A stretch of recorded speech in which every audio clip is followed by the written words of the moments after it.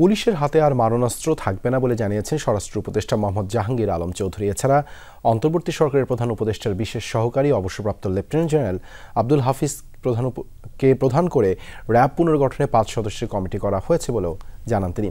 সোমবার বিকেলে সচিবালয়ে আইন শৃঙ্খলা সংক্রান্ত উপদেষ্টা পরিষদ কমিটির সভা শেষে সংবাদ সম্মেলনে এসব কথা জানানো হয়।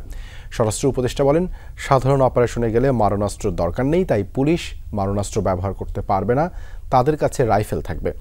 মারণাস্ত্র থাকবে শুধু আর্মড পুলিশ ব্যাটালিয়ন APBN সদস্যদের হাতে, কেননা তাদের কাজ অন্যান্য পুলিশ সদস্যদের থেকে একটু ভিন্ন। জাহাঙ্গীর আলম জানান, সভায় র্যাব কিভাবে পুনর্গঠন হবে, এই নাম থাকবে কিনা, এসব বিষয়ে আলোচনা হয়েছে। সেই সাথে র্যাবের এই পোশাক থাকবে কিনা এবং এই ফোর্স থাকবে কিনা সেই ইস্যুতেও কথা হয়েছে। এসব নির্ধারণে 5 সদস্যের এই কমিটি করা হয়েছে।